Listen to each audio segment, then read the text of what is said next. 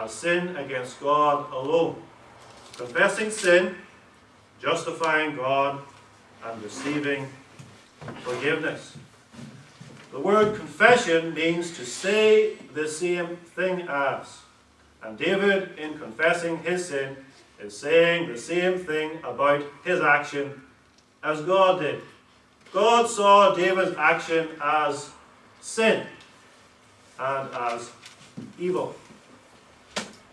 In his sin, David had deliberately disregarded that goal which God had set for him and followed after his own lusts and his own desires. He had missed the mark. Every moment of David's life, he was called to glorify God by everything that he did. But David turned away from that and followed after what he wanted to do, and in so doing, he trampled God's law underfoot. And now David stands before the law of God, which he has broken, and he says, I have sinned. So horrified is he by his action. He sees his deed as evil. Notice in the text, against thee have I sinned and done this evil in thy sight. Evil is a raging rebellion against God. This deed that David committed is high treason against the holy God of heaven. David is the subject and God is the king. And David has deliberately transgressed and trampled underfoot the law of the great king. He is guilty of rebellion against God. And that comes out too in that word against. The word against expresses hatred and enmity. All sin is hatred and enmity against God. It's as it were, the sinner shakes his fist in the face of God himself, rebelling against God. And now David says, I have done evil. But the very heart of David's confession is found in verse 4. He doesn't simply say, I have sinned against thee, God, but I have sinned against thee only. But at first glance, this appears to be a contradiction, because after all, David has not only sinned against God, has he? David's actions are sins against his neighbor as well. Uriah the Hittite lies dead and buried because of David's sin of murder. And Bathsheba has been defiled by the sin of adultery, and the child which David and Bathsheba had together is dead. And the whole land of Israel has been scandalized by what David has done. It's brought scandal and dishonor upon the entire church of the Old Testament. And God's enemies are blaspheming God's name because of what David has done. So how then can David say, against thee only have I sinned?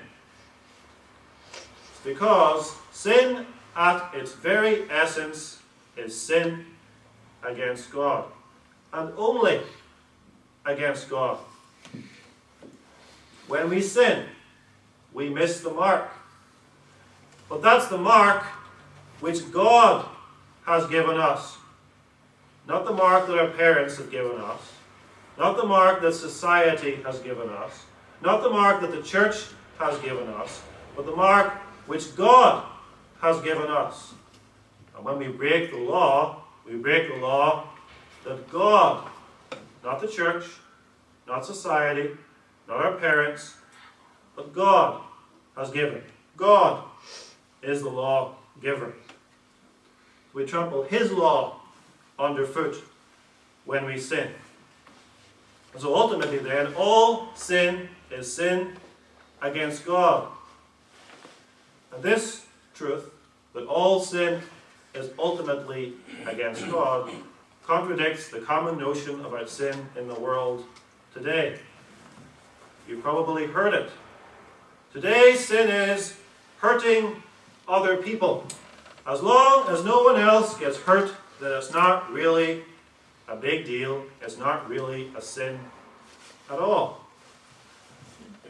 Two people live together sexually outside of marriage. As long as no one else is hurt or involved in that relationship, what's the big deal, says the world. They're both consenting adults, after all. Or a person gets drunk and makes a fool of himself.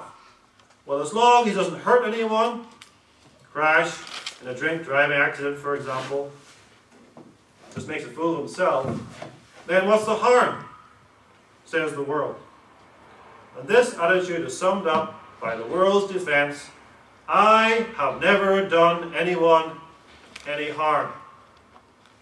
That's usually the defense you get from people in the world when you confront them about their sin. I have never done anyone any harm. I never murdered anyone.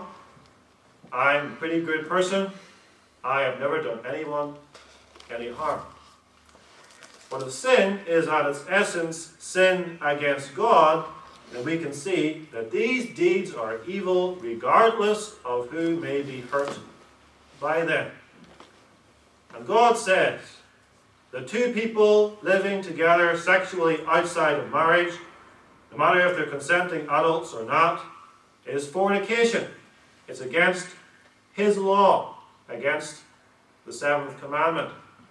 And God says that someone who gets drunk is committing sin, even if he hurts no one else in the process, because God has commanded us to live temperate lives.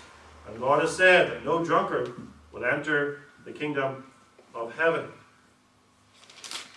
And if my sins do happen to harm my neighbour as well, that only makes it an aggravation of the sin, but an aggravation of my sin against God.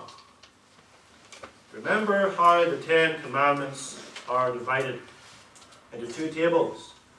The first 4 commandments are our duty toward God, and the rest of the commandments are our duty towards our neighbour.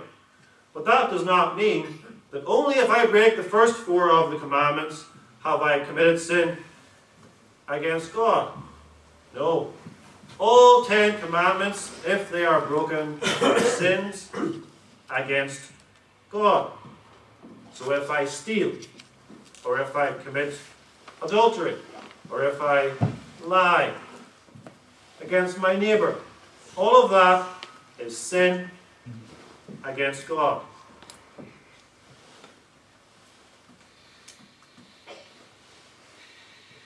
Confessing sin is then saying the same thing as God says.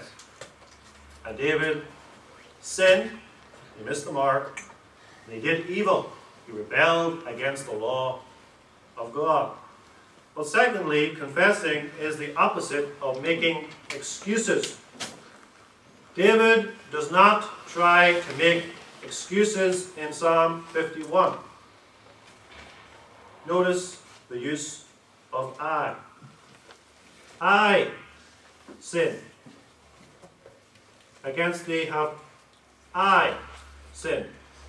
No one else is mentioned in Psalm 51 except David. David is making a personal confession of his own sin.